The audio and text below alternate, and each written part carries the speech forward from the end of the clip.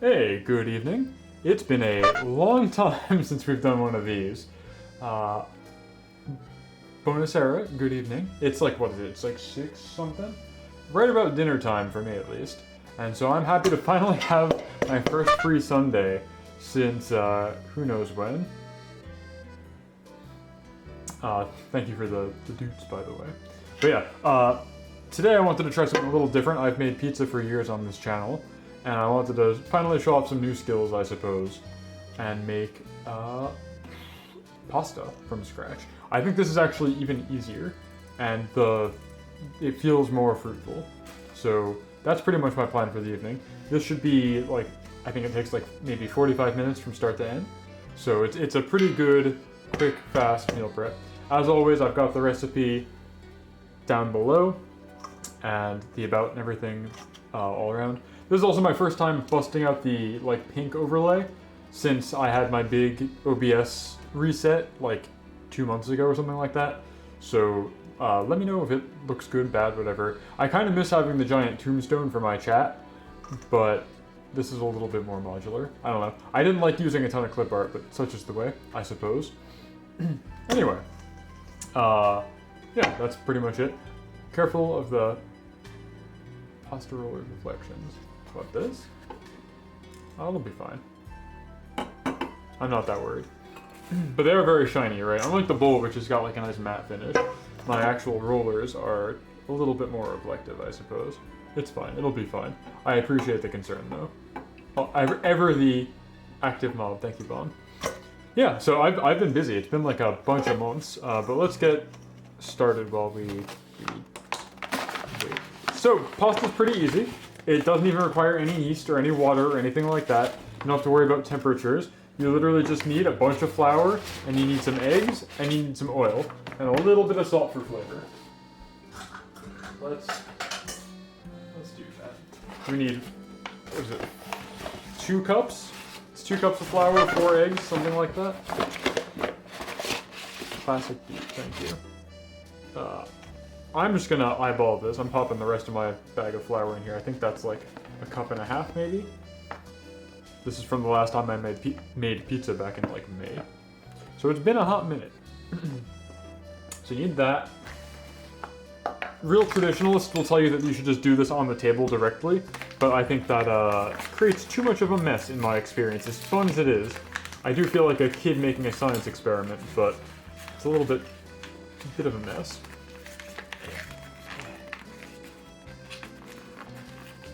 I'm struggling. I'm not as strong as my bag of flour.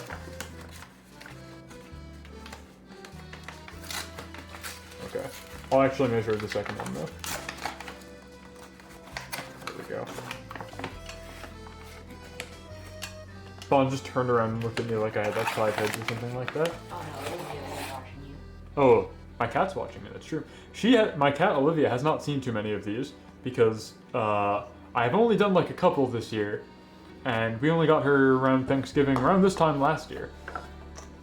So she's like a newcomer to the idea of doing any kind of weird streaming thing like this, with like the whole camera, hand cam setup and everything. Oh yeah, also, point of information.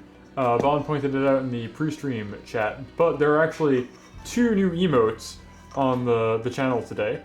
They are animated as well, so unfortunately I think you do have to sub for them. I don't think I can make animated emotes a follower emote, but Bon was using them before. They're the Skeletom Munch. We got them in left and right facing variants, which is good for all occasions, I suppose. Or you can use it if I'm like talking too much, and you want to just signify that my jaw's flapping way too much. Either one works. But they are brand new animated emotes, so that brings us up to 3 total animated emotes, which is a lot of fun. You've got your like glare, and then you've got your munching and or talking ones. So that's fun. I like it. How much? Yeah, I mean, like, I don't know. I just like to talk a lot. Minty Wyvern. Slamming to the table. Pizza. Today we're doing pasta. Today I'm making scratch-made pasta. Ordinarily, you'd be right, but I felt like changing it up for the big return. I used to do, like, one of these, like, once a month where I would just make pizza from scratch, but I feel like that has worn its welcome. I've lost my spark of innovation there. My New Year's goal... Oh, actually, so the animated emote that we're looking at here is illustrated by one Akiaji Margot, who's another great VTuber doing retro games. I think she was streaming some awful early 3D horror game today, as is her way. But way back last year, she was doing a thing where she was drawing like the New Year's wishes. I don't know what the word is in Japanese because I'm a Philistine or a Westerner or both. But she was drawing like the little wooden cards that you have where you like write your New Year's wish. And so mine was, I wish to make pizza so good that God himself becomes jealous. And somewhere along the way between there and now, I've kind of lost that spark. I've made a lot of good pizza for a lot of house guests, but I haven't done it on TV too often, on stream here. So I feel like I need to take a step back and think about that. And you might have been able to hear that. That was my cat scrambling across the hardwood floor. She's so strange. Very, very strange. Anyway, so once you have your flour, you want to make a little divot in the center, and you're going to start cracking eggs into it. 4 of them, to be exact. So, here we go. Let's see how good I do. This bowl is famously very, very weak, bad at cracking eggs. We got 1. Actually, let's not put that back in there. 1. Yeah, see, like, I'm literally smashing this egg into the side of this bowl. And it's just, like, not going. There we go. 2. And so what you're going to want to do with this while you're getting the eggs in there is you're going to want to try and incorporate... Let's see which spatula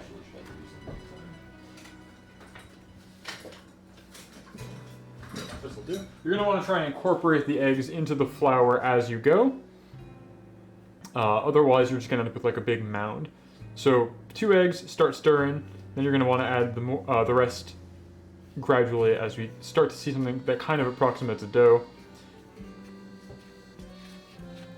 Once you incorporate that a little bit, you can start getting in there with your hands. Mashing it together as such. I make a huge mess, just like my cat.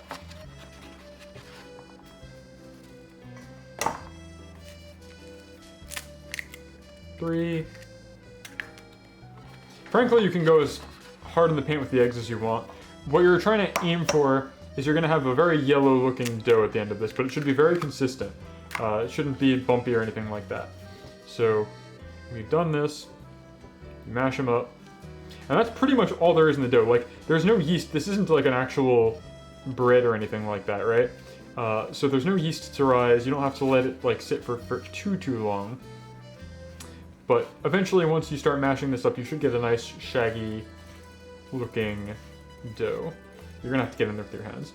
You can only get so far with a utensil, I think. That's my opinion.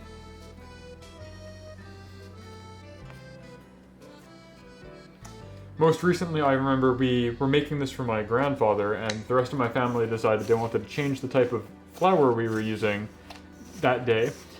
Right here, I'm using like all-purpose bread flour, because it's what I'm used to.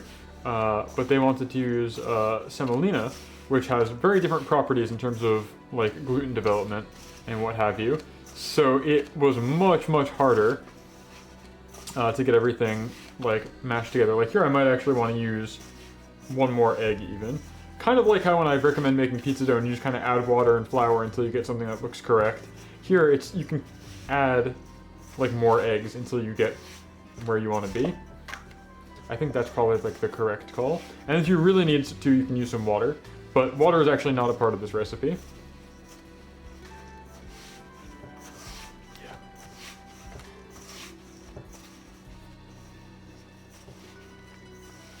It should start to kind of join together loosely. But also, while we're doing this, we have to, once we get it like kind of congealed, we want to add in our oil. I think I made a typo on the on-screen recipe, but on like Twitter or whatever, it's supposed to be a tablespoon of oil, not a teaspoon. You do need a fair bit of oil to get this to actually stick.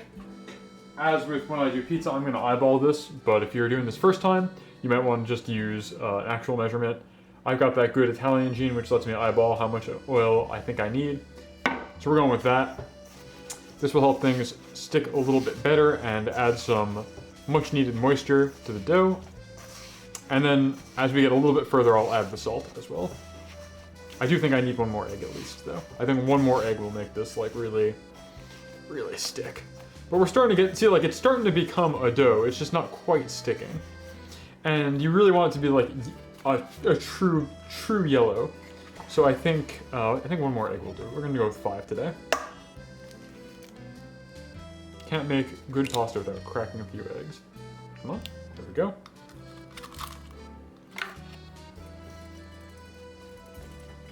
Yep. That should do it, I think. I think that should do it just fine. This is why I wear gloves for this, because it's nasty otherwise.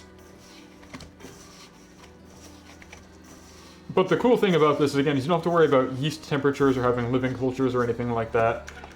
You don't have to worry about letting it, like, rise too much. You just need to make sure it sticks. And let's get the, before I get too far along, let's get the salt in there. The worst is getting dough stuck under your nails. Yes. Happens to me a lot. As a guy who is all skeleton, I get dough everywhere. It's grody. Also, it's like a kind of some form of health code violation to use human bones in the making of food, which I think doing that with your bare hands constitutes. But yeah, this gets everywhere. So this is why I used like big kitchen gloves. It gets kind of grody otherwise. We're fine, right? Got our salt in there. And you're just going to want to knead this pretty much until it compacts down. So like, as you can see, we're getting into a kind of shaggy dough here. There is still a bit more flour. I'm not sure if I can just work that in as I need, or if I should add a 6th egg. You really can't go wrong with too many eggs in this. It is very much just like, how much flour did you add? And as we saw at the beginning, I kind of eyeballed the flour. So as a result, I might want to eyeball the eggs as well. I'm doing it, I'm crazy. The yellow color that I know is good for this, I haven't achieved yet, so I think 6 eggs is actually correct. Now we're going to watch me go through an entire carton of eggs, right? It's going to be great. It's going to be glorious. Surely a dozen eggs. If 6 is good, why not a dozen? Basically keep adding eggs, though.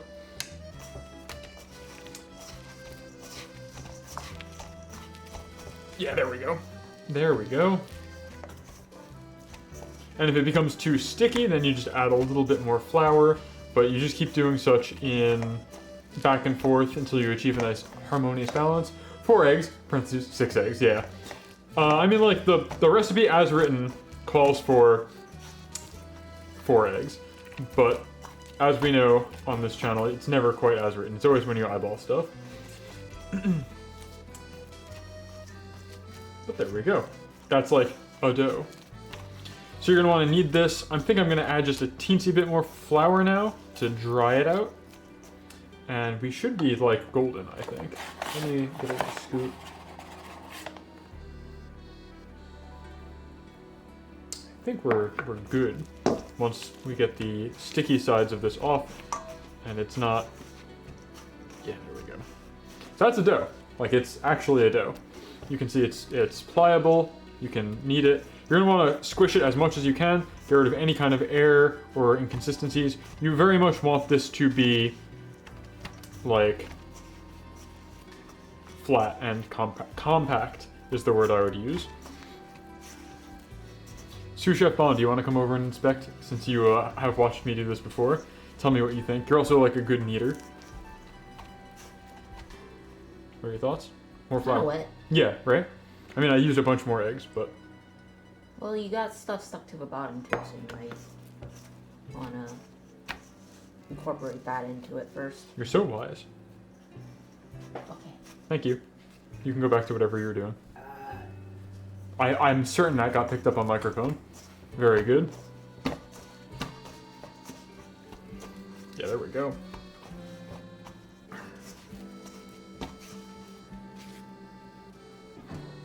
This really does get all over, though. Look at these horrifying little mitts.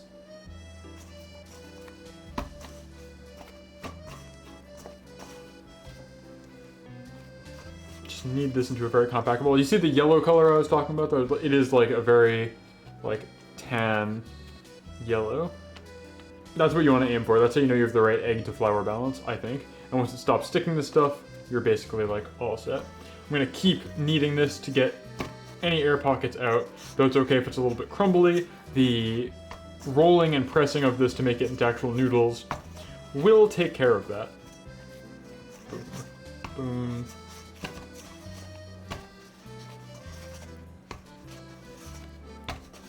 As always, I'm very curious if anybody's actually cooking along at home, because that was the original thrust of this style of stream. But I think most people either do it before or after. I don't think there are too many people who like follow along in real time at home. But if you are, I'd love to see it. And as always, if you actually produce something with the recipes provided or modifications thereof, I would love to see it in the hashtag PIZZATSUDAN. That used to be like pretty big back when I was in my stride doing these all the time. People would post their variations of pizza every Sunday.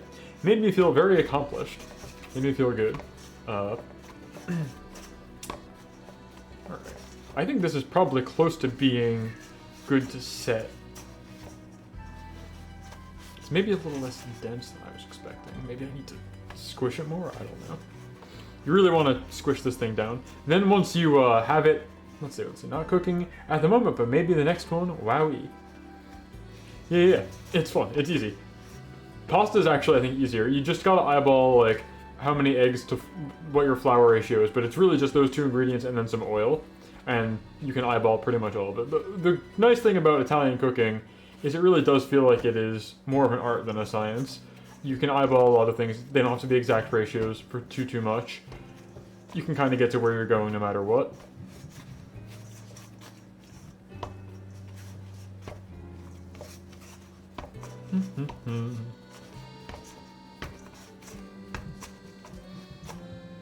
I make dough yesterday for pizza, but I'm too tired to roll it, and... oh, okay. I'm sorry, I guess, to hear it. This is... the pasta's a lot less labor-intensive than the pizza, but I also have a secret weapon in my pocket, which will make rolling these and pressing these really easy, and will also probably produce some very good stream ASMR. So that's something to look forward to in approximately 35 minutes. Keep kneading, keep kneading. Also, as always, let me know how stream audio levels are. It feels like every time I do this, I have some new bespoke audio setup. This time I'm going straight through the camera instead of having any kind of external microphone. So I don't know how this fares compared to my usual audio balance, or if this is picking up way too or way not enough audio. I'm assuming you can hear the little thumps that I make with the dough. Sounds fine to me. Audio sounds fine to me, thank you. I'm assuming like that's coming through. I don't think I have any kind of filters on it, it's just raw audio.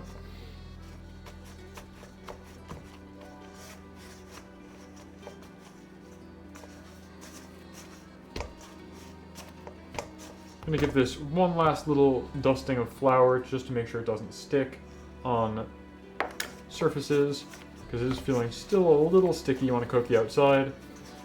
That'll prevent it from sticking too much. But once you have a nice ball of dough, like such, a fun little baby. Oops.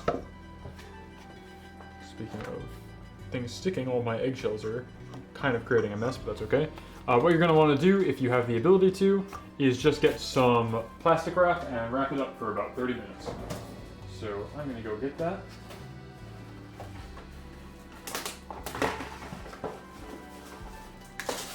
So you take that, wrap it up.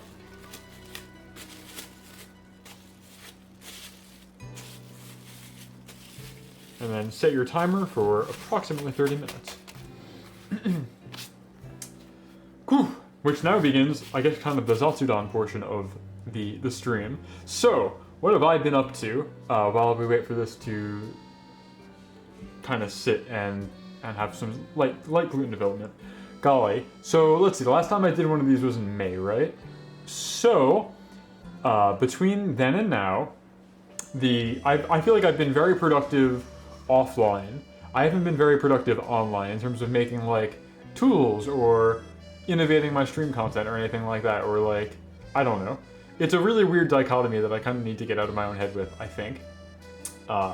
Because I'm telling myself, oh, you're wasting time or you're not being productive or whatever, because I'm measuring myself against how I was last year, where I was incredibly online and I was like churning out software like fan games, tools, things like that, basically once a quarter. And I was like missing no deadlines. I had like a very clear path in my mind of stuff I wanted to do, and I was often able to execute on that. This year I'm considerably more logged off, which is good. I've been to Maine, which I haven't been to before. I've climbed several mountains, which is nice. I went up the Beehive in Acadia National Park, which is cool. Very, very sheer mountain. There's like a bunch of iron ladders you have to use to ascend that one. It's not just like your average hiking trail. So that was cool. I hadn't done that before. Very exciting stuff. Very pretty. That's well and good. And then in terms of other things that I've done beyond just like traveling, I became an actual for-real Pokemon professor, which is a thing you can do. A lot of people think I'm joking when I tell them that now. It's like, oh yeah, I'm Professor Oak. That's me. That's the guy that I am. But there is actually a program you can apply to through the Pokemon Company. And basically what being a professor means is it lets you officiate tournaments on behalf of the company. So when Pokemon Scarlet and Violet came out at the tail end of last year, I decided this is the generation I'd really get a jump on participating in like IRL competitions for this kind of thing, right? And so I tried my hand at a couple. If you've watched the stream or you check out my VOD channel, you'll see there were a couple tournaments I entered in like the December, February era, and that was fun. And then I realized I don't have really the time, given that I'm like a family man, so to speak, and I've got like all these other what's the phrase? Irons in many fires? Fire, yeah, that's the phrase. I've got a lot of irons and a lot of fires, so I don't really have the ability to keep up and stay competitive in that sense. I don't have the hunger that lets me like keep innovating or practicing to stay really competitive and be a top tier player. But if I can't be a top tier player, those who cannot do teach, is what they say. And so I applied to the professor program to try and build a community in my like general vicinity and spread the ability and accessibility of like tournaments and things like that. Because the way the Pokemon competitive circuit works is that there's like a fixed number of points you have to earn, which you get through championship events. And championship events can only be sanctioned by professors. And so if there's not a professor in your area, you don't have really access to championship events. And if you don't have access to championship events, you can't really qualify for Worlds unless you spend a lot of money traveling. And so I was like, okay, let me see if I can make this a little more accessible for folks in my area.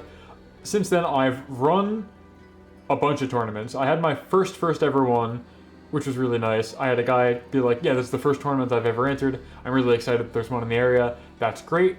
And that went pretty swimmingly. I was able to lure people over here with a cash prize, which is always nice. And then I was trying to get around to get some more experience in the judging aspect, because like you can be the organizer or you can be the judge for a given tournament, which organizer is like the guy who has the final input of scores. You typically hand out prizes and everything. Basically, you're the guy that the responsibility falls to. And then if depending on the size of your tournament, you might have judges, which are basically like referees. If like the game crashes or somebody's accused of cheating or whatever, it's your job to figure out what the ruling is based on precedent and the rule book and what have you. So I have been trying to get my practice in for all of those, because my big long-term goal is to be able to be a volunteer staff, a professor, if you will, if and when Pokemon World Championship comes back to Boston. It was last in Boston in 2015, and I'm hoping maybe it'll be in Boston again for the 10-year 2025. That'd be really cool. And I want to make sure I have a good enough resume that I can staff there, because I don't think I could ever qualify to play in Worlds. I have no delusions where I'm like that good at the game. I'm pretty good at the game, but I don't think I'm that good at the game. But I can definitely work hard enough, I think, to earn myself a volunteer slot. And that's my goal, because that would make me feel really good if I could help people achieve their dream in my area. Anyway, all that's to say is, so I had my one event. It went really well. I went searching for practice on the judging side of things, not just the organizing side of things. So I started doing staffing for a local around here, and then the guy who was running it for however many months became a dad. So one day he's like, oh yeah, I can't do the local today because we're due any like day now, so I'm at the hospital. And I was like, oh, okay, well I was gonna come do judging, but I can just run the thing. And then I did, and there were no problems. So the guy was like, you know what, that's perfect, it's yours now. And so every Thursday now I run locals IRL at my area for like usually about 6 to 12 folks. Who that is? Rabisti. So can you judge just VGC or do you do TCG stuff as well? So I'm qualified for just VGC. You have to do like a application process for each individual game. I think there's Go, TCG, and VGC. I am qualified to TO for anything and judge for VGC. I only learned actually about how the card game works at all when I was watching Worlds this year.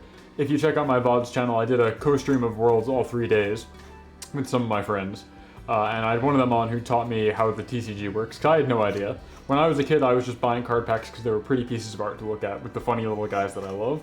But I had like no idea how the actual game worked. And I only learned this year. It seems pretty straightforward. It's very accessible from what I've heard compared to other TCGs. Mostly it's just that the good cards are not terribly expensive.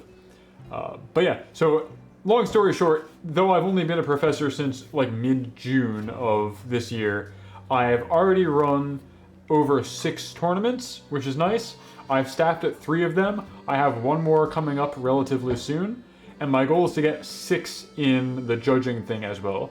Because the way that they have it set up is that you can renew your professorship in any and all categories if you have 6 events at my tier under your belt in an annual cycle. So I'm due for a renewal in like August of next year, but I've almost met the requirements for now, which makes me feel really good. To that end, I feel like I've kind of distanced myself and I'm not nearly as online as I used to be. I'm not making cool stuff to share with like the VTuber side of the equation here, or like the streamer thing.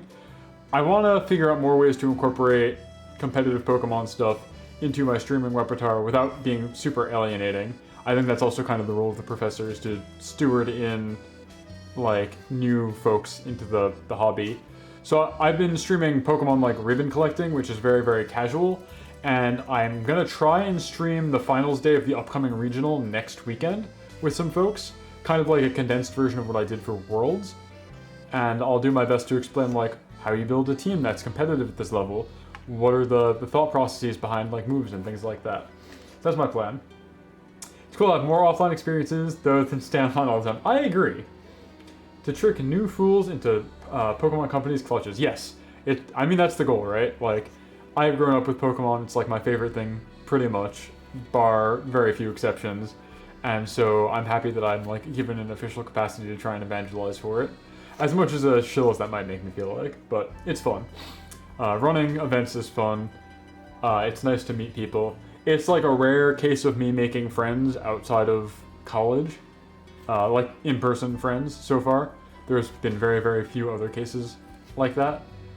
So that's cool. What was I gonna say? I had like another whole like wheelhouse of things. But yeah, basically being a Pokemon professor has like consumed a ton of my time. It's fun to think about, it's good, I like it. Would recommend if you're a fan of the franchise. And I'm working ever more steadily towards my goal of building a resume big enough that I will be accepted to staff Worlds someday. That's my dream. I also love to see that. I haven't been on top of VGC since I watched the Worlds IRL. Oh yeah, Boston. So yeah, I'm talking about Boston again. Yeah, like I'd been playing VGC via the simulator for a long time, since like Gen 5, I think. But I never really paid attention to the actual competitive circuit. I was just like, oh yeah, I like the format, but I'll play online because it's accessible. And then finally, now that I'm a grown-ass man, I decided it was time to like actually see what I can do and pay attention here. So I do. I'm really hoping it comes back to Boston at some point. I'm guessing it won't. It's in Hawaii this year, which I think is a strange choice, given not only that there's been no shortage of natural disaster befalling Hawaii, and they're not really equipped at the moment, and I wouldn't imagine in kind of the near future for that kind of influx of tourists. And also just Hawaiians don't seem to really appreciate the tourism aspect of their state. It's kind of a colonial thing. So I'm not thrilled about that. My guess is Hawaii was selected because it's a very popular destination for Japanese tourists, and it's kind of the halfway point between America and Japan.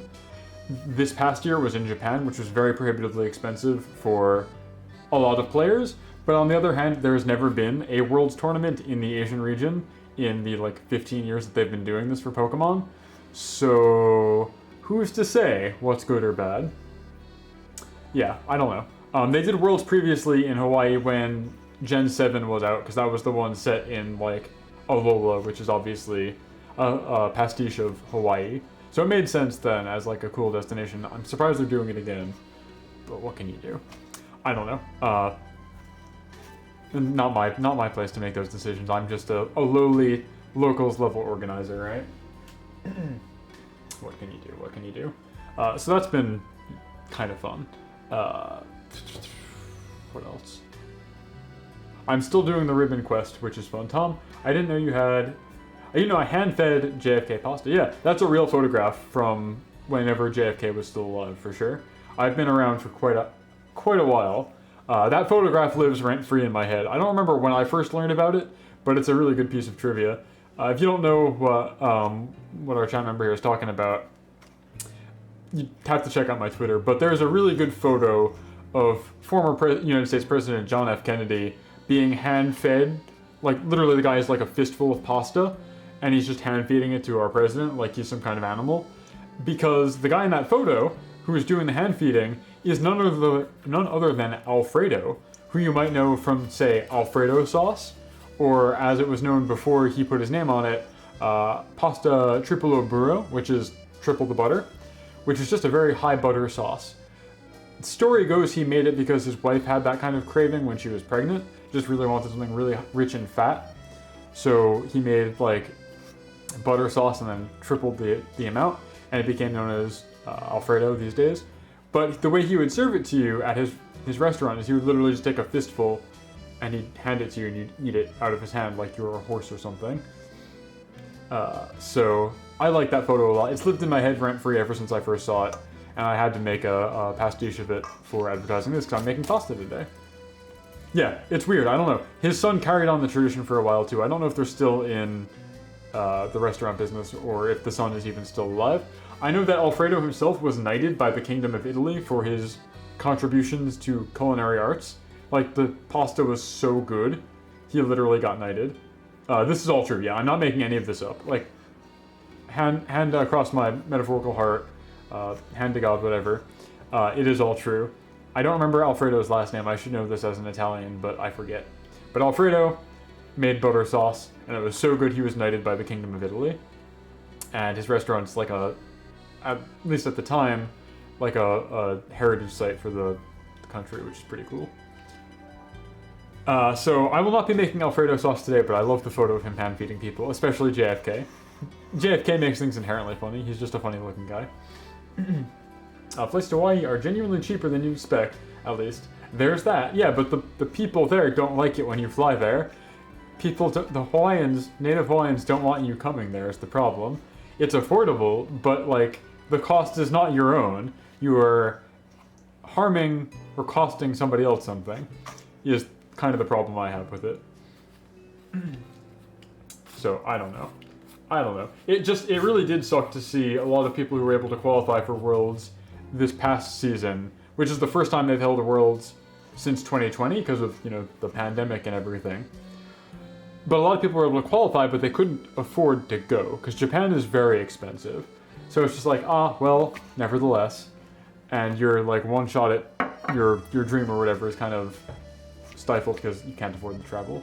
If you're at the top echelon, there's a travel stipend that the Pokemon company will pay for you, but it's really top 3 guys in the entire world will get the travel stipend by points. So it's brutal. I don't recommend trying to fly to Japan for a contest like that. You have to spend a lot, I feel to qualify. And especially with regionals being all over the place, and you have to go to regionals and internationals to really get enough points to qualify. It's tough. That's horrifying. The sad part is actually staying in Japan is dirt cheap compared to the... Well, yeah, but once getting over there is hard, is the thing. But again, like, there's a lot of, like, geopolitics with competitive Pokemon. I've got time. Maybe I'll go into it now. So I made a big old co-host post about this a while ago, but the format for competitive Pokemon is actually subtly different in the APAC region compared to, like, Europe and the United States and Australia and everywhere else that Pokemon is played competitively. So, you might be familiar with competitive Pokemon insofar as you know that it's doubles, which is to say you have 2 guys on the field, your opponent has 2 guys on the field, and they battle it out, and then you have 2 guys in the back that you can switch in and out, and that's how it goes. The way it will work is you have your team of 6, you're able to bring 4 to any individual round or match in a round. You can change that which 4 they are between matches, but your team of 6 has to be consistent throughout the entire tournament with no alterations. This gives you some flexibility. There are mind games you can play with what you're going to lead with, what you might have in the back until your opponent sees it, etc., etc. This is how competitive Pokemon has always been, and that's the format. Hold on, we have a comment. Pokemon in general is more expensive now. Aren't there entry fees to compete now? Yeah, you do have to pay if you want to play in regionals. Every local that I run, for points or otherwise, I try and make as close to free as possible. The very first tournament I ran was actually literally free, and I operated at a huge loss for it because I wanted to get people out here and like get the venue some exposure because it was my first time running an event, and it was the first time the venue was running an event, so I didn't really know if people would show up if there was like nothing on the line. So I paid out cash out of pocket for prizes, no entry fee, like super win-win for everybody involved. But yeah, generally locals will have like a $5 entry fee. Regionals, I think, are like $50, not accounting travel. So it's a very expensive hobby, I would agree. What was I saying? Okay, so yeah, doubles, right? You've got your 2v2, 2 guys in the back, whatever. Then, starting this year, in most regions, they've rolled out a format known as Open Team Sheet. And so what a team sheet is, and I can grab one in a little bit to show everybody if they want to see a visual component. But it's basically just a roster, a dossier, if you will, of the 6 guys on your team, what their abilities are, what the held item is, what their moves are, basically everything except their exact stats. And so at the start of a round, you'll exchange the sheet with your opponent, and so now there's no longer the mind game of like, oh, did they know Protect? Is it safe to go in here? What could he possibly have in the back? Like, I don't know all these things. I think it's really necessary with the introduction of the Terra type gimmick that they added for this generation, which is where you can make one of your guys a different type. If they didn't have that information on the sheet, there'd just simply be too many variables, I think, for anybody to reasonably play consistently well. Because then you could have, not only do you not know what your opponent's bringing, but they could suddenly change to any of the other 18 types on any of their guys. Like, it's random, right? Like, at that point. So with Generation 9, they decided, we're going to do open team sheets. That's how it's going to be. You have a lot of knowledge about your opponent, so now you can play smarter. It's less about, like, crazy guesses, and now it's like, oh, I know he has Protect, so I'm not just going to launch my attack in and hope for the best. I have to play around it because he could Protect, and things like that. So I like the format a lot. I think it's really good and really healthy. It's also had the knock-on effect of making team analysis YouTubers or other like content creators like Aaron Cybertron Zhang or James Bake or guys like that, who will do videos where they do team analysis, really beneficial to the scene overall, because with their analysis, they can just say, and here's the team sheet. And you can just take that and, copy it verbatim and try it at a local, try it at an online tournament, see how you like it. The secrets of like good team composition are no longer mysterious, which is nice. Back in the day, you wouldn't know what your opponent had unless you were able to do reconnaissance ahead of time. If you had a guy in the audience watching their previous matches and be like, hey, by the way, your opponent in round 6, he's got him a champ in the back, be careful about it, dynamic punch hurts really bad. Things like that. All this is to say, I'm going somewhere with this, I promise. So the open team sheet format was inaugurated this year in most of the world, but then in Japan and Korea and a couple other Asian regions, it's still not. So they have to play in a format where they don't know very much about their opponent, and it's all basically just online ladder. Because the other thing is they decided they're not going to do any in-person events in Japan this year. It's all online ladder tournaments, and the structure is such that you have to place well in the ladder to then go to the national competition, and then that's how you get to Worlds from Japan.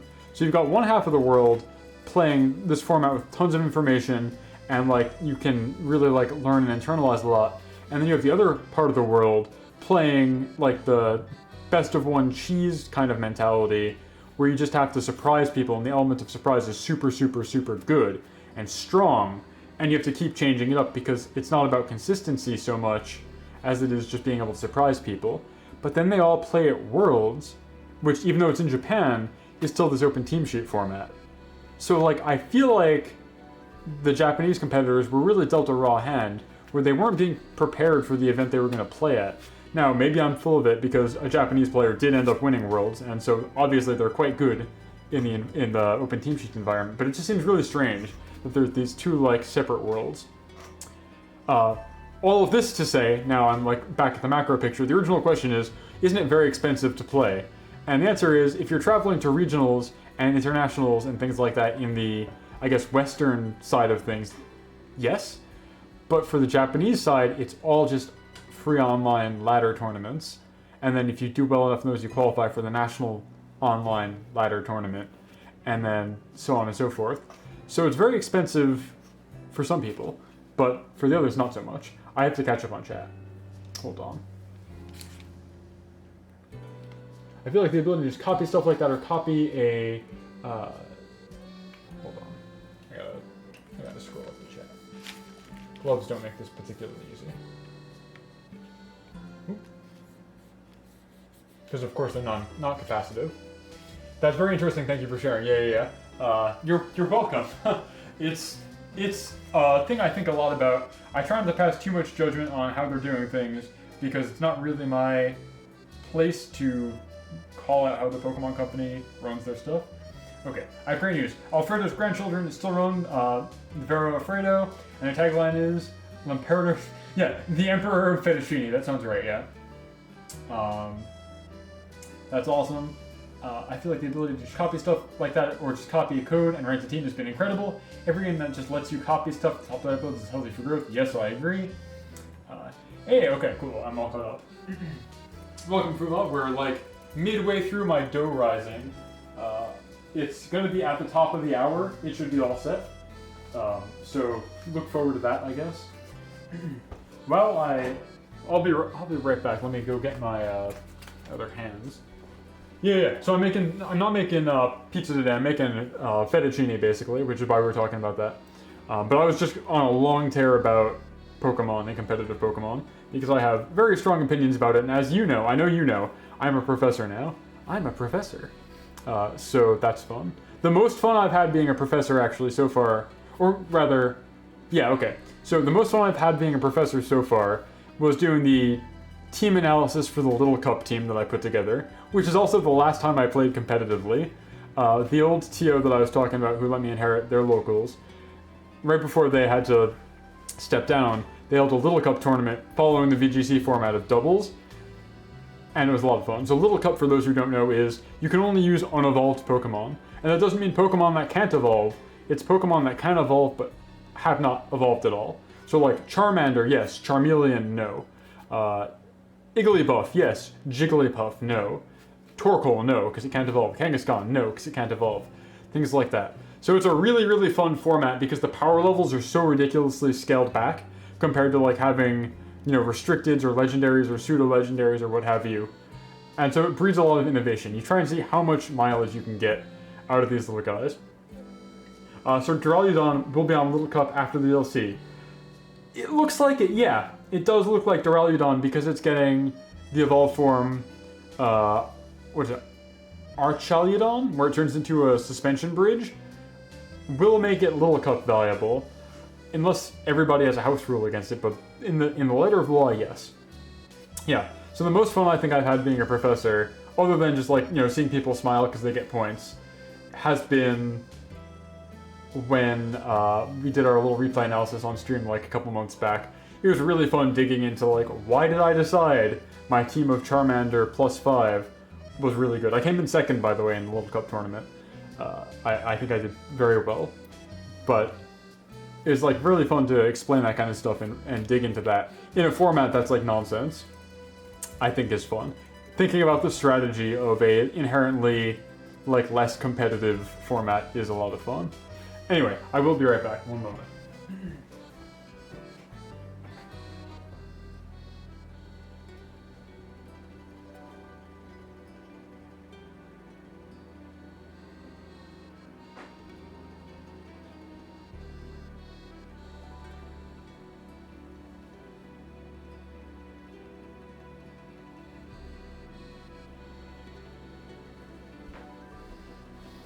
Okay, I'm back.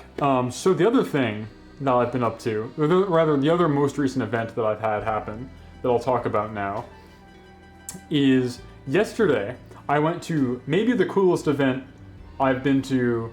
Like I was talking about the national parks in Maine, pretty, you know, cool, whatever, that's fun. I've taken up kayaking recreationally since then, that's fun, you know, outside's pretty and nice and everything, that's cool. Coolest event I've been to, I can imagine, like past 3, 4, 5 years, is I went to the Sonic Symphony Orchestra last night in Boston, and it lived up to the hype, let me tell you. They're currently doing a world tour, right? Where I think they started in San Francisco and then they went to London. And so I went to the Boston showing, which I learned is the home show for the orchestra that does this. They're based out of Berkeley, or they're a lot of Berkeley alum. And so it was a lot of fun. It was a 2.5 hour show with a 20-minute intermission. First half was all symphony stuff. Second half, they had a fun guest, Mr. Johnny Crush 40 himself. And so they did a lot of the vocal songs for the second half, which was cool. Very exciting to hear them in person. If you had told me in 2005 that I would be in a sold-out concert hall shouting the lyrics to I Am All of Me with a bunch of like-minded strangers while the opening MV to Shadow the Hedgehog plays on a tremendous projector screen, I would have like dissociated instantly. I would have told you you're full of it, right? Yeah. So, super great time. They actually allowed photography and recordings, so I might dip back to my desk for a brief moment and pop some of them on stream so you guys can enjoy. I took like a couple like 30-second clips because they said you're allowed to. So as long as I'm not monetizing that, you know, whatever, I'll probably pop some on because we got some time to kill.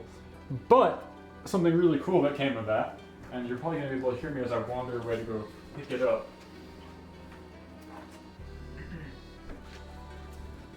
is I now have this incredibly bespoke artifact, which I'm hoping comes through on the camera. I'm not quite sure how well it will, because it's kind of hard to see. But I got my copy of Shadow the Hedgehog 2005 for the PS2, signed by Mr. Johnny Crush 40 himself. Barely, but we can see, yeah. I don't know. So I gotta figure out the best way to preserve this now, because this is like not for touching pretty much anymore. But it was really cool. The funny part is I thought like, oh, this is gonna be so wild, you know, I'm gonna open my little pouch and I'll be like, Miss Johnny Crush 40, your music has inspired me so much. Would you please sign this? And he'd be like, oh, that's weird. But I was not the only person who brought a video game to sign. I was not the only person who brought Shadow the Hedgehog for the PS2 to get signed. There were like 2 or 3 other people with me. One of them got, I think, Sonic Adventure for the original Dreamcast signed. They're smart. And then there were a couple other people who had Shadow the Hedgehog specifically. So this is now like a family heirloom, yeah. This is spectacular. The man who brings his copy of Shadow the Hedgehog to Boston is a fool every night except one, basically. And it really paid off. Also like, I had to stick around for just a little bit after the show, right? Because that's when the people come back out. But the theater staff were like, back to the lobby, let's go, let's go. Meanwhile, the performers are like coming out on stage being like, come over, you know, let's talk. You guys stuck around, you're the diehard fans. And so it's like, do I listen to the staff and, you know, maybe go home disappointed? Or do I try and stick around just a little bit more? And so I waited exactly the right amount of time and he came back out and it was like, you're the coolest. he's great. He's 56 now, by the way, and he still jumps around like he's a teenager and screams like he's a teenager. It's great. Dude absolutely lives up to the hype. I had such a magical time. It was really surreal seeing things like cutscenes from Sonic 06 or the Shadow the Hedgehog movie on the big screen. Like, just profoundly weird stuff. Bon was there also. He put on one of those like Sonic hats that you got from like pre-ordering some game midway through the set and then tossed it into the crowd. It was very, very cool. So much love for Johnny Crush 40. What a legend. Yeah, he's 56. Wow, wow, wow, wow. I'm gonna go pop on a clip right now. Actually, let me do that.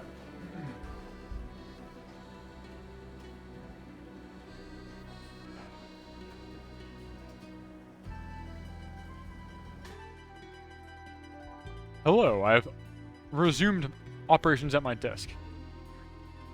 Can you hear me? I hope you can hear me. Is it coming through with an echo or not? Audible? Okay. Cool.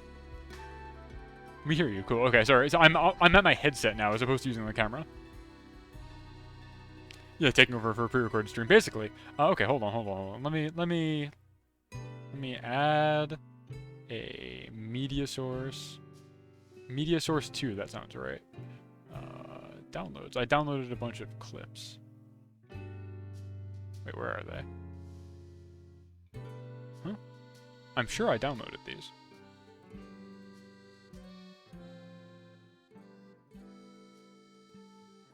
Oh, hold on, they're in a zip file. Anyway, we're also almost done with the dough rising. So, just a couple more minutes on that, and we should be all set. But I really, really want to show these. Now, the question is which ones? I think this is the one I want.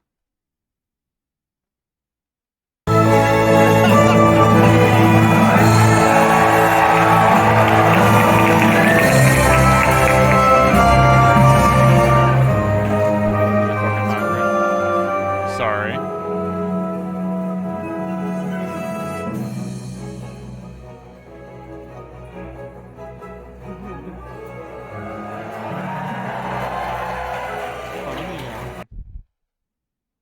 Let me turn off my... I'm doing everything wrong here. Let me turn off my dumb BGM also. So yeah, that's fun. Let me... What's the other one I wanted to show?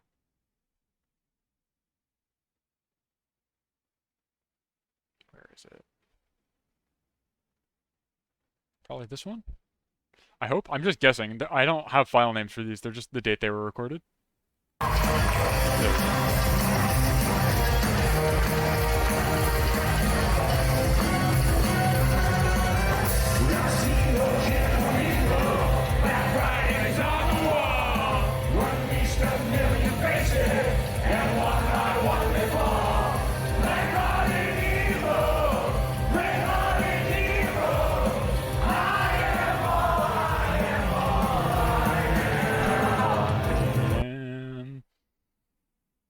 Crazy.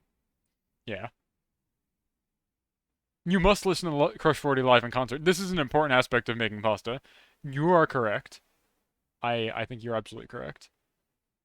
Oh god, what else? I have a bunch of these little clips. I took like a bunch of 20-second clips because it's important to me. Which one is this? I don't know.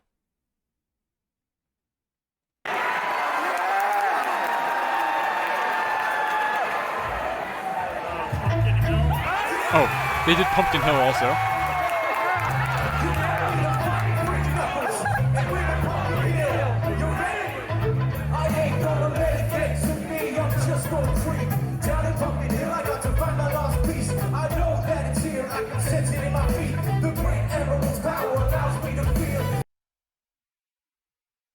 So good. I think that's pretty much all the clips that I have downloaded. But also we're like at time for making the dough, which is good. Anything else good?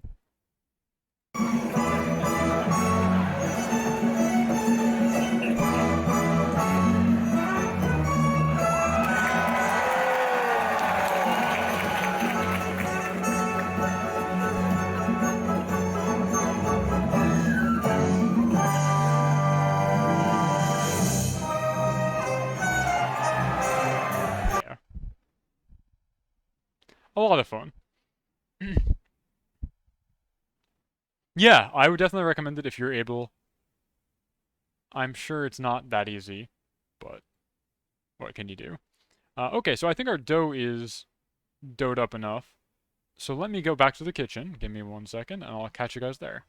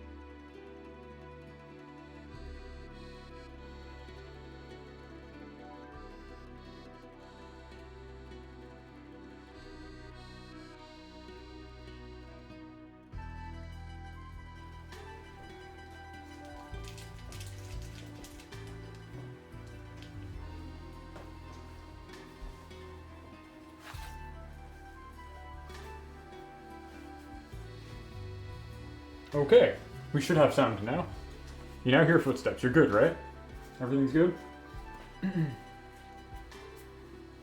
Nailed by eruption. What's the new sound redeem? I don't remember. Oh yeah, the eruption. Nailed by eruption. Nailed by eruption. Okay, so we've got our dough, right?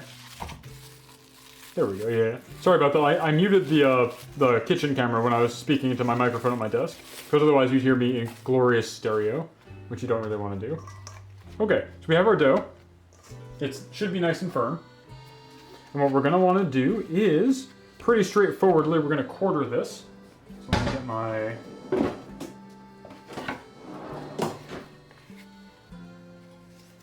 handy dandy slicer. We're going to quarter this, and then we are going to just roll it out. Let's get rid of that. Boom, boom. Get rid of this. Boom. So I've got a pin for this. You can use whatever you want, like a bottle, anything that's flat. So you can squish this to your heart's content. It just needs to be kind of flat, not terribly super flat. If it's sticking, just give it a dash more flour. We're gonna use a lot more flour for the duration of this evening, so don't be too skimpy with it. Big common recurrence in all of my baking streams is just problem, add more flour. So you press these out, and then we're going to be able to bring out the star of the show. Just like the ancient Romans have done since time immemorial. Let me pick this bad guy up. Wait, Sous Chef Bon, I might need your help again. My mat is sticky. The dough is stickier than I expected. It's because I used a bunch of eggs. But yeah, as the ancient Romans have done since time immemorial, we're gonna roll out the KitchenAid. Make sure this has a nice good angle to it. I gotta plug this bad boy in. And now I gotta remember to not unplug the one that is the camera, and just unplug the one that is my laptop. Hopefully the camera's still rolling. There we go. Yeah, so you're gonna wanna press these nice and flat. I am kind of worried that these are too sticky. I might have actually gone overboard with the eggs, but what are your thoughts? Well, I mean, the mat's also wet. Yeah, so how do we want to go about cleaning this up? Just paper towel? Yeah. Okay. Sous chef on assist. Camera's still on, that's good. How did you get this wet? Eggshells. Oh. I didn't have the foresight to put a bowl. You can tell I'm out of practice for doing a cooking stream. Because I didn't have like a separate bowl for this. I'm a fool. Thank you. Well, that solves that problem. And my little scrap of dough here was sticking too much.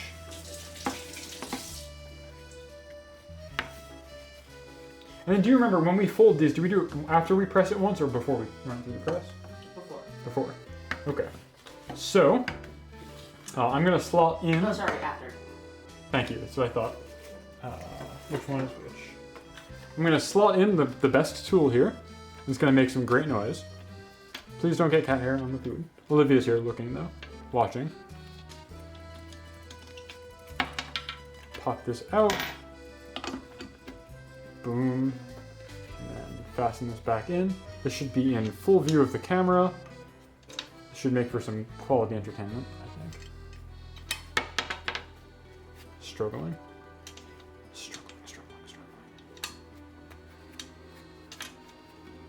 Why is this so difficult?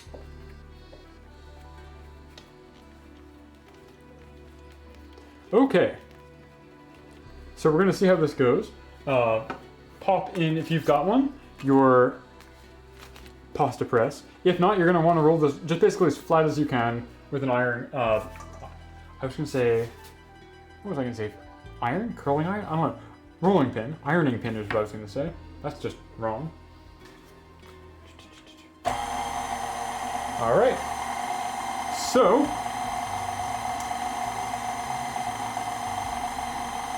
gonna run this guy through and we're gonna hope for the best. We're doing it once on the lowest setting. And you can see how it becomes much flatter, which is quite nice. I'm hoping you can actually hear me over the roar of this thing also.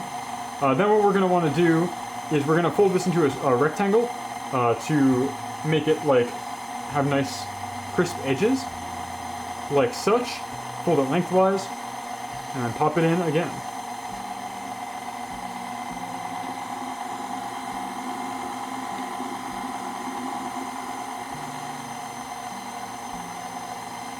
Cool. We're gonna rinse and repeat on increasingly thinner settings on this until we get something really, really nice and flat. I'm worried this is too sticky. Yeah, it's a bit sticky. It's a bit sticky.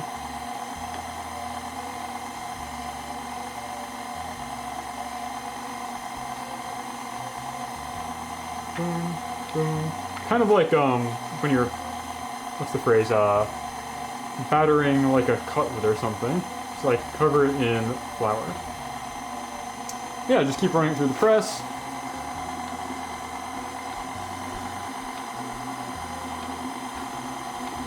We'll notice that it becomes larger and larger with each go. Typically 2 times on each power setting. I do 1, 3, and then 4 and 5.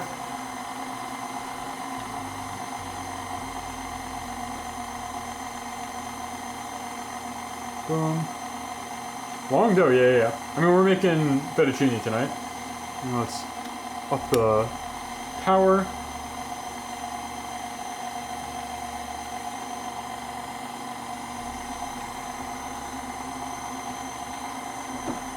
Long and flat. And remarkably rectangular also, because we folded it before. You want to fold it lengthwise.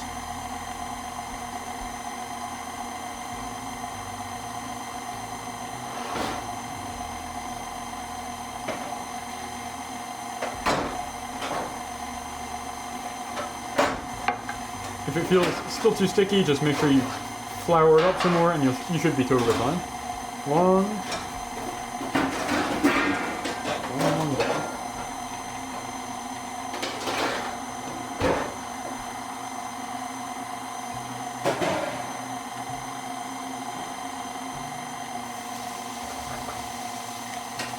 Boom, and then finally, the last power setting for this thing.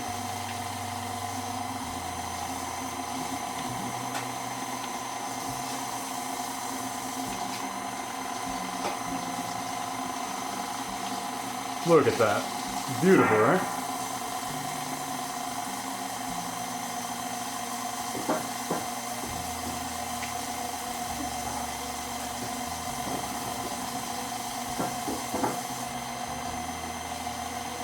Let me pop that off real quick. So, we went from having one of these little nuggets to a nice long strip of dough. I think, I'm not sure. Yeah, okay, cool.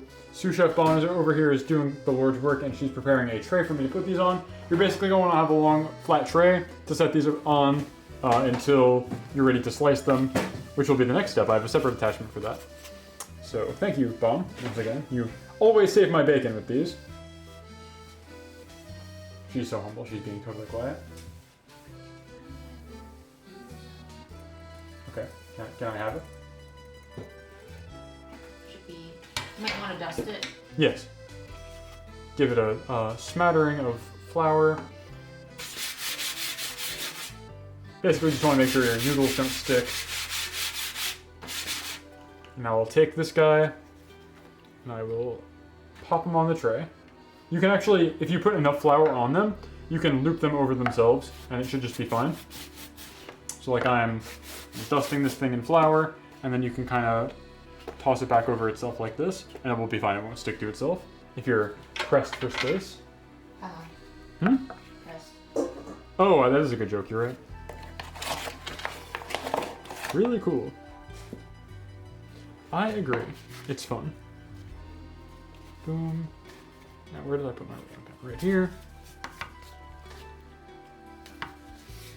So I'm gonna roll and press all of these, and then I'm gonna cut them all.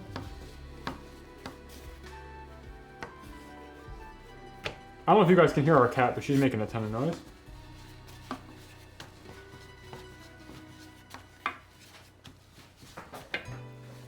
Oh, she's playing with the HDMI cable that the camera's plugged in with.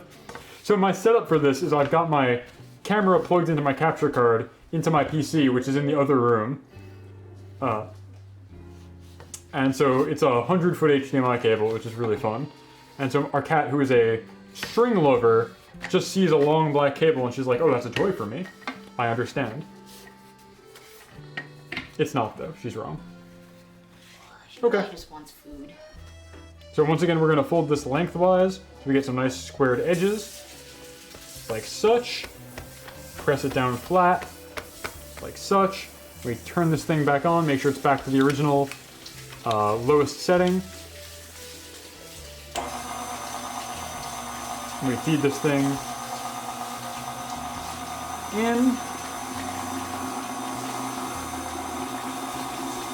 And out comes something vaguely resembling a sheet of pasta. It's a miracle.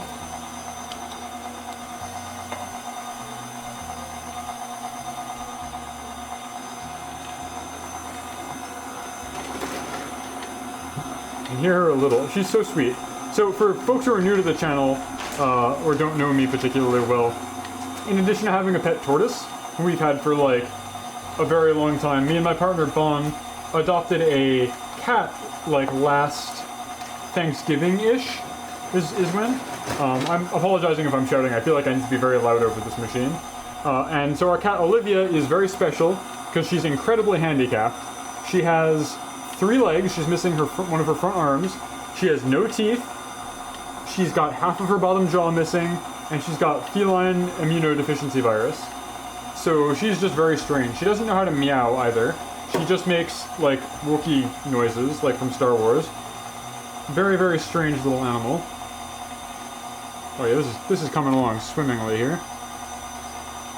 She's an absolute baby. She's so sweet. I cannot believe that nobody adopted her. She was in her foster home from April until November of last year, and I don't know why nobody adopted her sooner. It's baffling to me.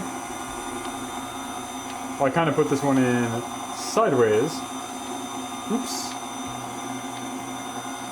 Well, this was looking good. I ran it through the press kind of funny.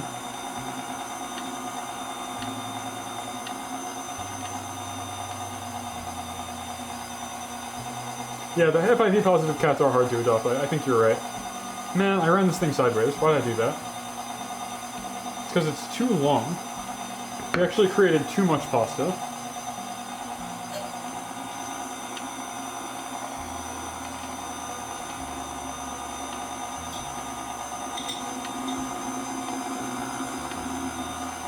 Ah, I see, okay. Okay, I understand.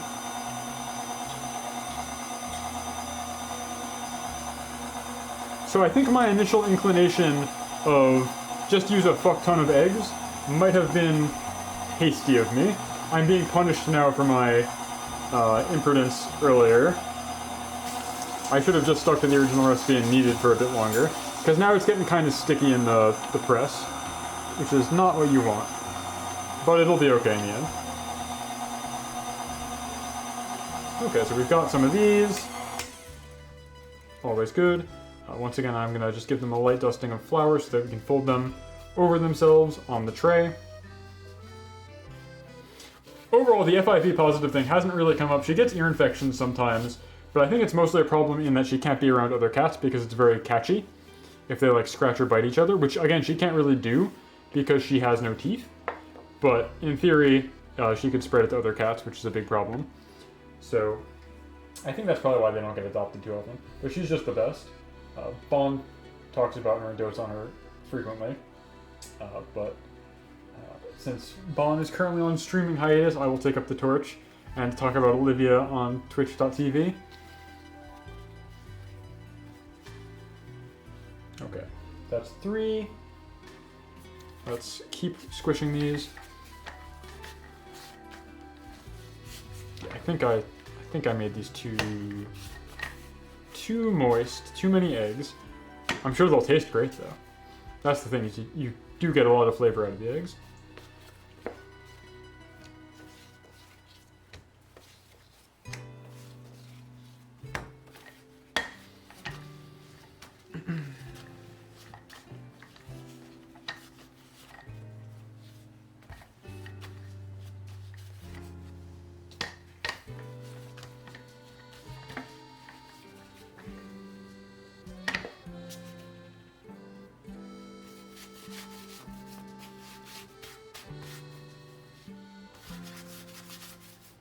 Okay, fold lengthwise again for squared corners, like such. Pop this back to its weakest setting. Squish. And you hope for the best.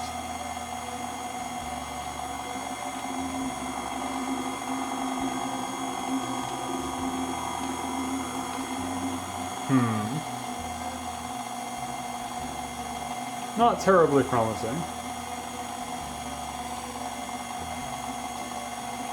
But we'll learn for next time, I think. I'll learn that I've used too many eggs, got too impatient, etc., etc. What's up, Bon's coming back?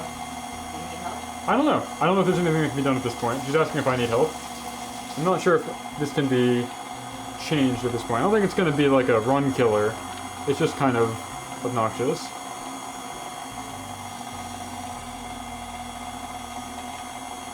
Ultimately, the dough is just a little too sticky. Gotcha. Which I think is okay, but I've definitely done better. So to do it poorly on stream for the first time feels kind of bad, but... SMH my head. It's also a learning experience for me, so... It's just as much a learning experience for you guys as it is for me.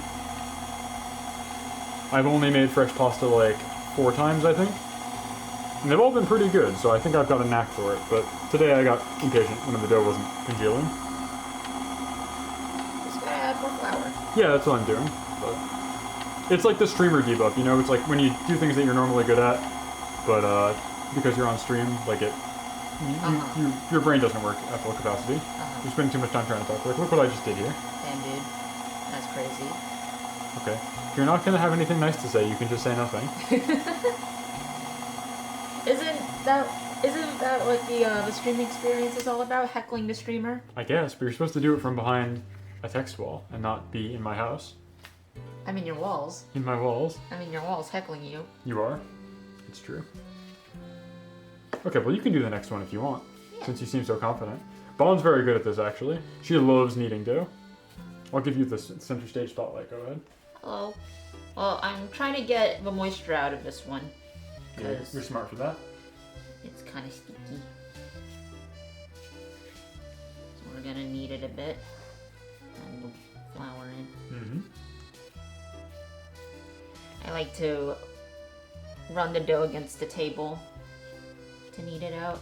I'm realizing that my facial capture has probably been stopped for the entire time because I put the KitchenAid directly in front of my webcam.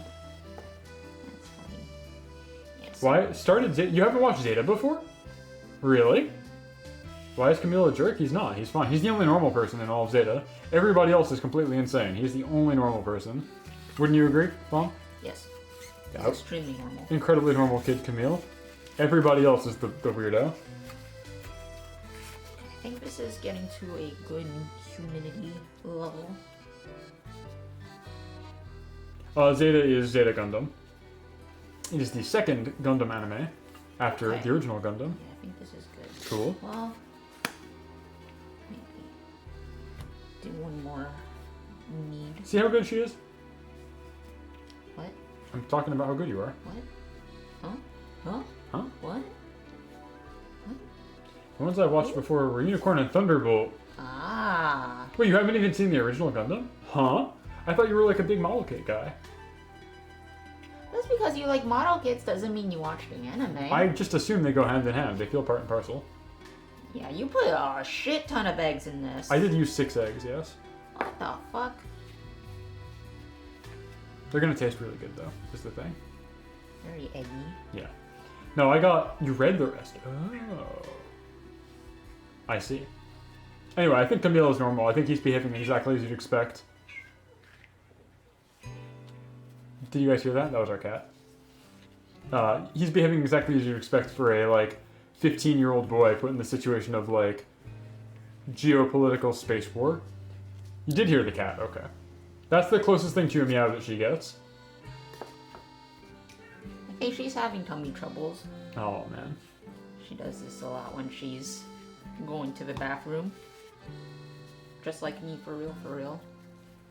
Now you've told everybody on Twitch.tv. What? I have IBS? Yeah. Yeah? What of it? What of it? I don't know. What of it?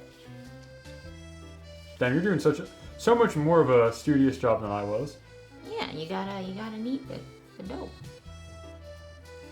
Cat bathroom song, yeah. I like Gunpla, but I don't know much about the story. That's so interesting. I just assumed it was always the other way around.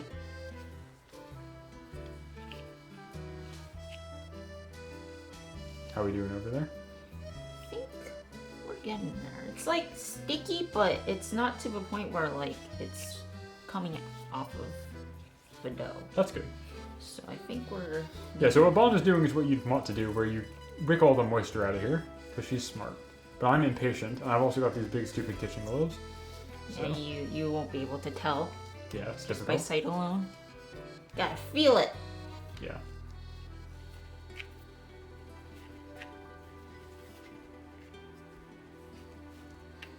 Okay, we're getting there. Nice.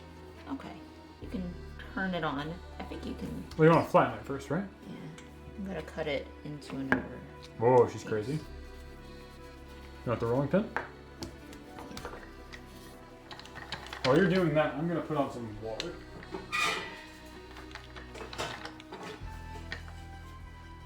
How's everybody doing today? Fellow chatters, I have hijacked the stream.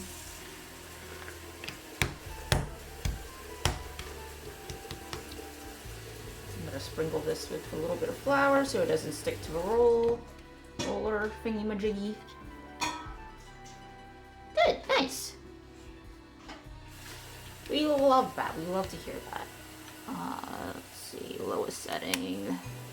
Is it 2 or 1 the lowest setting? Start on 1. Start on 1? Start on 1. Okay. Alrighty. Oh, that's too high. Do you need help? There we go. Alrighty. And you go. ISV is exhausted. I'm sorry to hear that.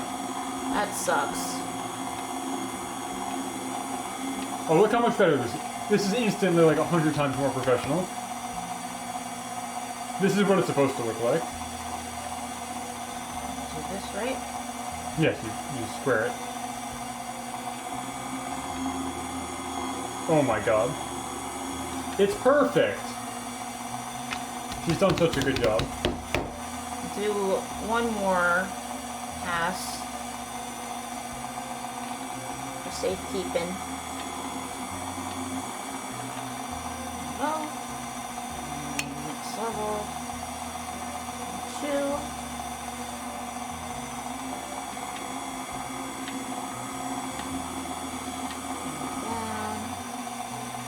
Okay.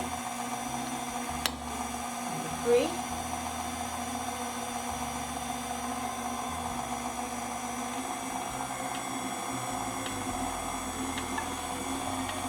Look how good this looks. In there. Very good.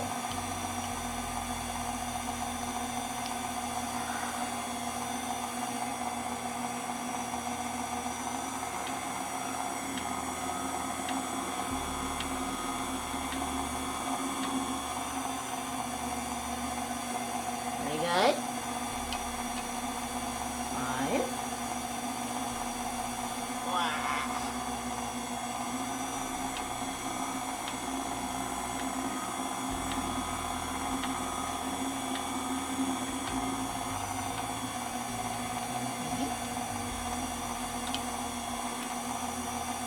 You don't want to go all the way to 7. Like, I usually stop at 5 and just do a couple passes. I'm gonna do 6. Okay. Your call. Oops. That's okay. And that's a sheep. Beautiful. She's so good at this. Oh, we still got one more. Oh, we do? Yeah. Oh, golly. Well, I'll keep this off. You're kind of running out of space on the tray. Yeah. That's okay. Alrighty. The last little while though. While though.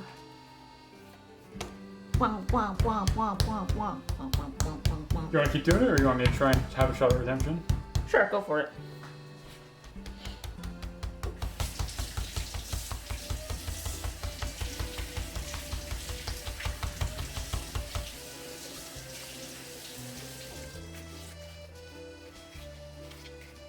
You're right though, the fact that like I'm wearing these big dumb kitchen gloves does make detecting if you wicked the moisture out pretty difficult. Good evening. Hello, welcome. We are in the final act of the cooking this evening. We're actually getting things almost all set. Mamma mia. Mamma mia. Yeah, some of these came out better than others. Well then, we might need to redo this one. You think so? Yeah. This one didn't come out super well.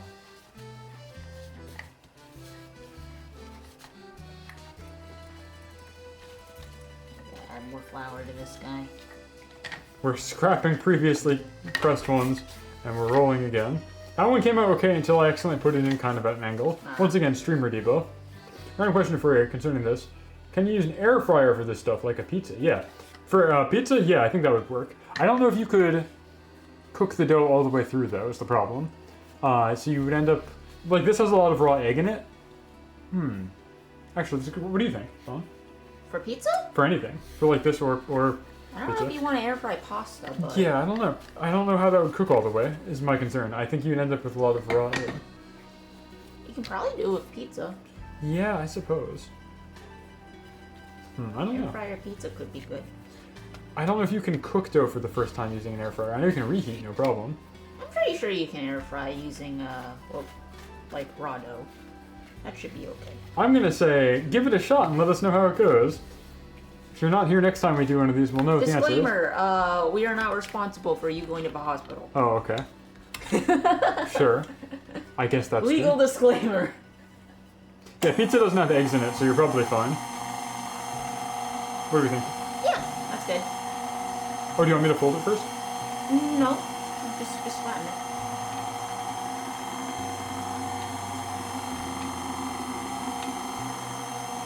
Now I fold it, yeah? Yeah. Square that off.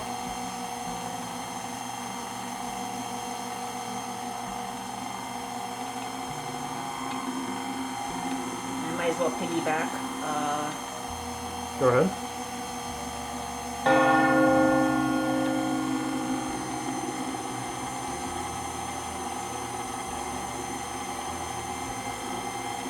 Much better. This one's kind of Cooking is so much more fun when you got a buddy.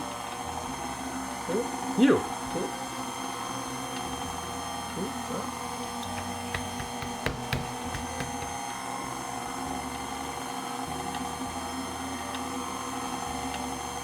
The thing we're using right now is a KitchenAid. It's a blender or a mixer. We have a top loader attachment for it that does the pressing for us. But you can, in theory, emulate this by hand. The ancient Romans did it somehow. Hold on, I'm already on setting 3. Oh. You're gonna have to wait. Get in line. Man. What the fuck?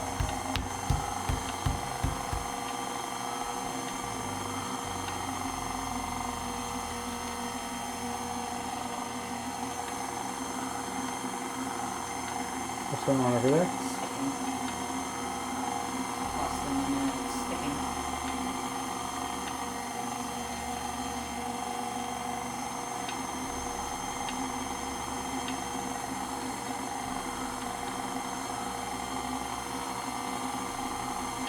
Cooking is fun.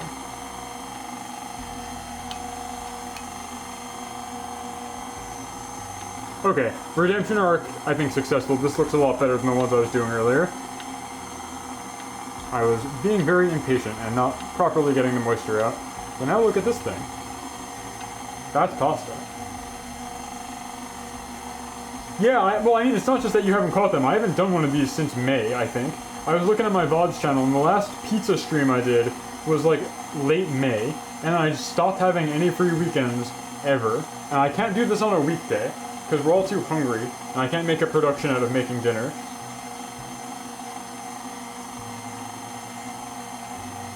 But now on a weekend I can. Crank it back to 1. Yeah. So I try and always only do these on Sundays, because after work I can't just start doing this. Like I had to start late today, and you know, with pizza or whatever, it's a whole big thing. This is in theory a little bit faster if you don't mess up the pressing the first time around. But like this only takes 30 minutes to let the dough set. I also used way more eggs than I needed to, but I think it's going to come out good. The real reason I was using so many eggs is because I remember it being very yellow like this every time we've done it. That's because we used semolina. That was last time specifically, but even times before that, I mean. Oh. You're so mean to me on my streams. Yes, we're here to heckle you. Okay. Cook in bulk, that's smart. This makes quite a lot of pasta, by the way, the recipe I provided. Which is good, because fresh pasta will keep for like up to a week, maybe more, with just basic refrigeration. Wow, look at this. This is great.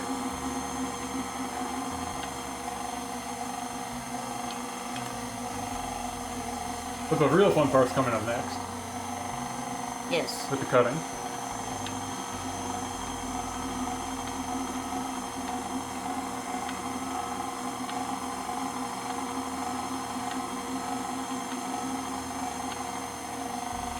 All set? Yep. Okay. So it sounds like my water's almost boiled, which is perfect. You're gonna just need to boil a little bit. I was considering, or Bond suggested, that I get the hot pot out so I can show the boiling on stream. I found that maybe a little bit superfluous. So we're switching out one attachment for the other attachment we have for this blender. Oh, backwards. Thank you. Which is the thing that actually does the cutting. But you can do this with just a knife if you really wanted to. Like just slice it down. You want me to turn it on? Yeah.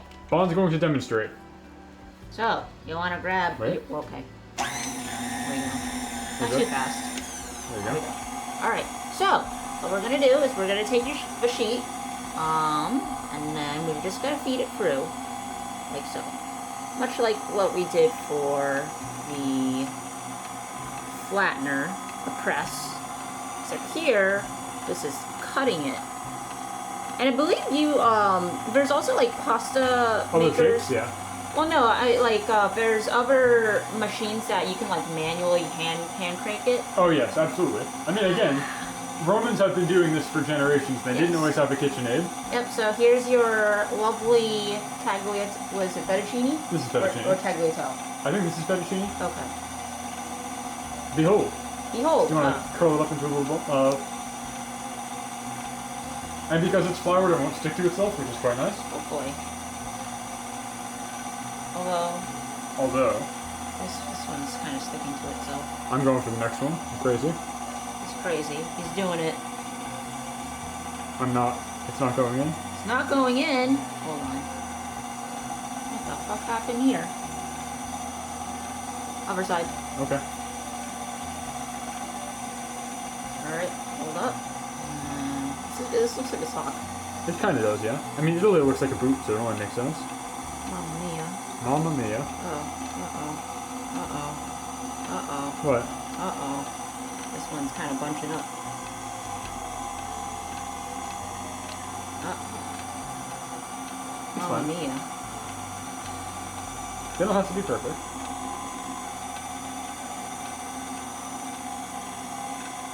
Round 2.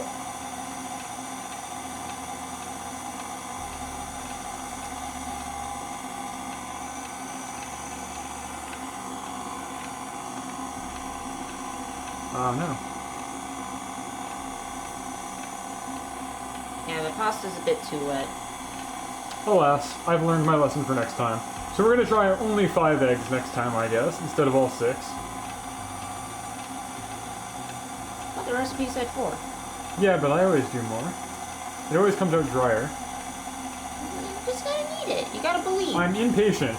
You gotta believe. In the heart of the dough. I'm highly impatient. You know this about me. Oh, this one's gonna bunch.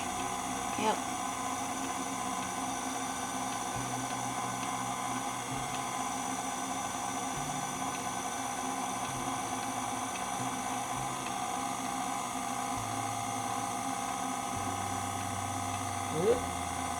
It's fine. Is it? I think so.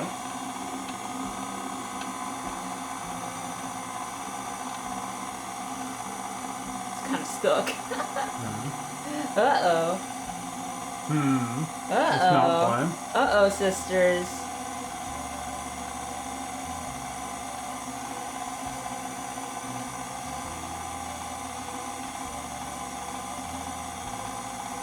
Yeah, this one. Nip that.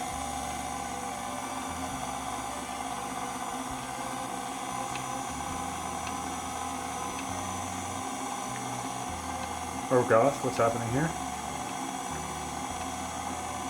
Great question. The first one looked so promising.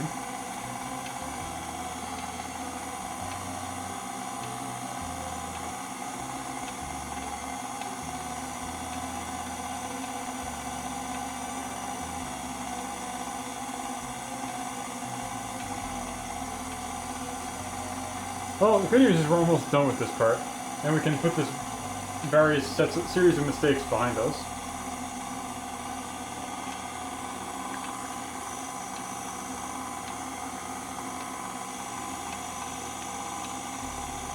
Some of these look pretty good though. Like now it's like okay. Yeah, that's good.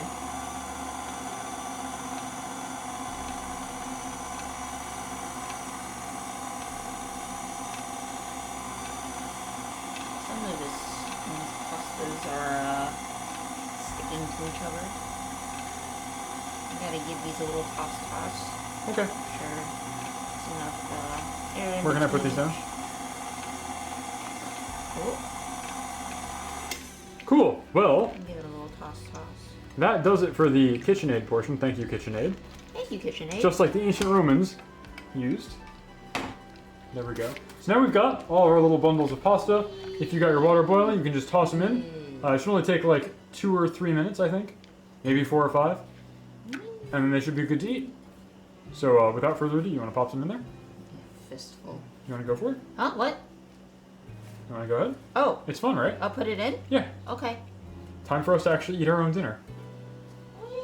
And if you have more than you can actually eat, like I said, these refrigerate very well. You can just pop them in any kind of container and keep them in normal refrigerated temperatures for up to a week. They should rehydrate like no problem. So Bon pops them in. Since they're fresh, they don't need to be rehydrated too much at this point. So the boiling water is just for a little tiny bit. And then, did you want any kind of sauce? You want me to heat up anything? Yeah, marinara. Okay. Get some basic canned pasta sauce.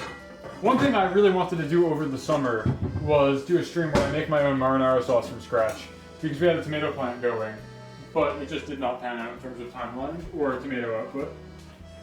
So, what can you do? let's see. By rehydrate, you mean aside from just no, yeah, that's what I mean. Yeah, like you just need to add a little bit of boiling water and they will rehydrate just fine. And the ones we're currently making are, as we've established, very moist because I used a bit more egg than is maybe advised. So they're like very good to go. The boiling is mostly just to cook the egg. And for not much else.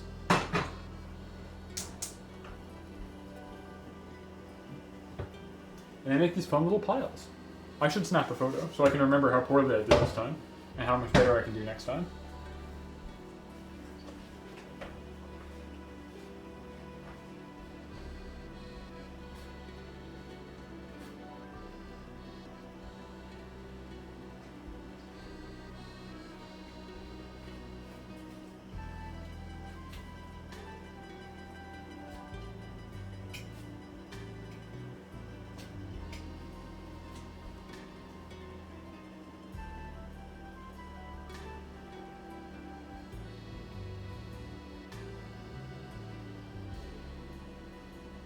Cool.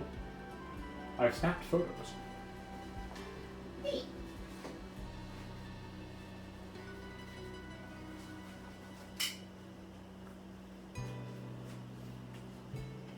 How long do you want to keep them there for? I don't know. How long am I supposed to?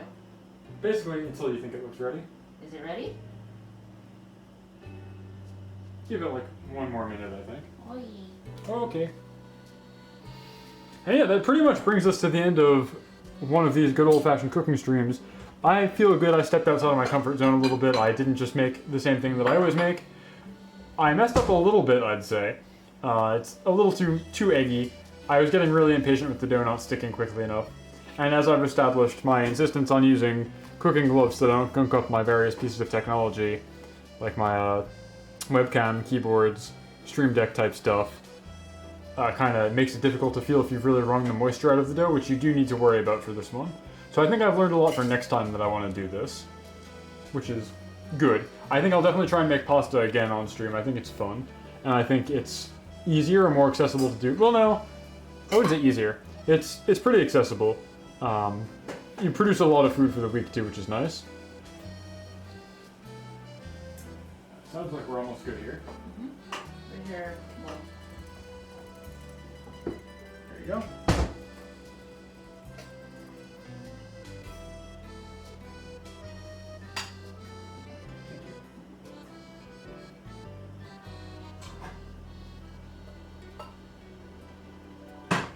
And there we have it. They are cooked, ready to eat. Could be fun to try. I definitely recommend trying to make pasta if you've got the wherewithal.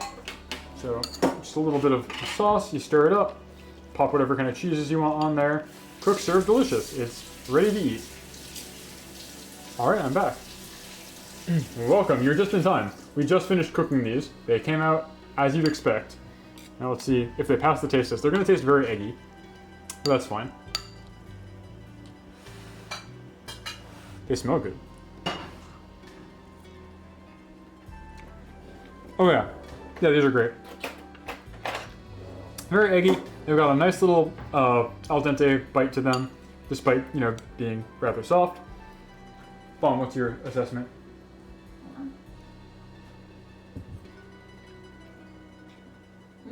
Good, right? Yeah. The eggs are... The extra eggs make the taste, in my opinion, better. But it's toothy and bouncy. Toothy and bouncy, there you go. You can put that on the back of the box. That's like a sticker.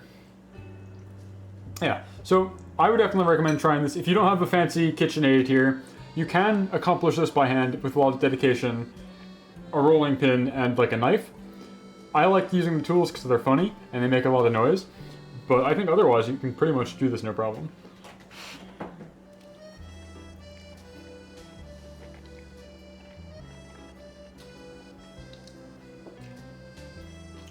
Yeah, that's what I'm saying, like, it's a noodle, like, not a whole lot of ways this can go sideways. Even when we had the dough kind of sticking to itself or whatever, the end result ultimately looks very appetizing. It is appetizing, it's good to eat. They hold for a while, so they're good meal prep food. Only took us about, we've been live for, like an hour and a half? Hour 45? Yeah, hour 45. And a lot of that was me talking. You can set the dough and forget it instead of having to sit around and wait for it, like if you do it in the morning. So that's nice. Overall, I think this is a pretty solid kind of meal to make.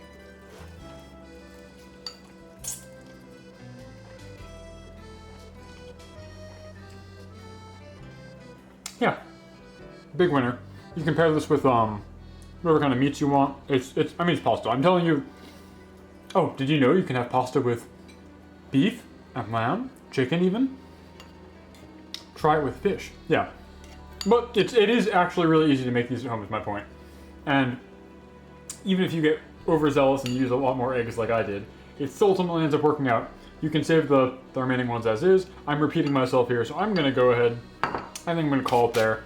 Nice brisk hour 45 on the stream.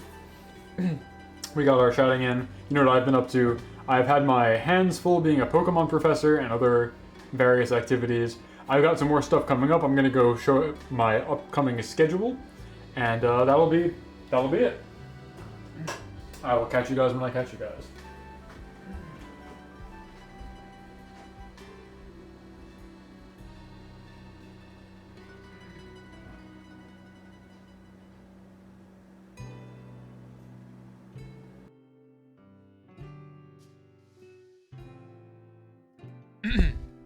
Okay, so, well, let's see, let me pop my camera back on, actually.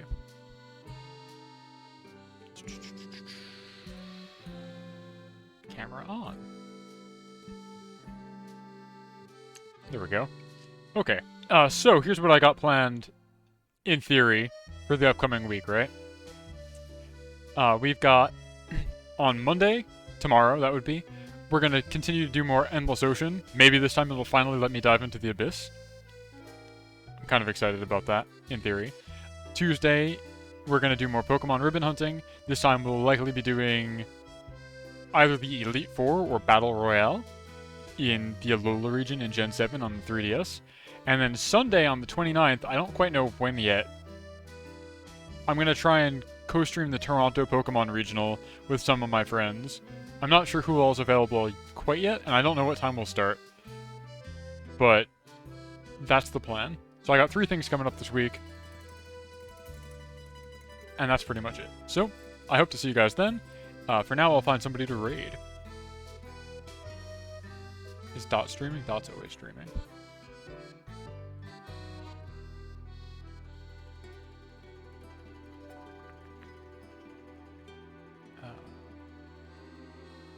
I'm going to send you guys to Akiaji Margo, who's the lady who made the new Skeleton Munch emote. She's playing... God, what is this even called? I don't know. All the text is in Japanese. I can't read it. But she's having a good time. So I'm going to send you guys there. Raid Akiaji Margo. She's fun. Go be nice. Etc, etc. I'll catch you guys tomorrow for more Endless Ocean on the Nintendo Wii. And then again on Tuesday for Pokemon. And it's been a blast. I had a lot of fun learning to do this new activity on stream. I'll definitely have to try and refine it and do a better job next time. But that's what the human experience is all about. Okay. Bye-bye. Bonus era.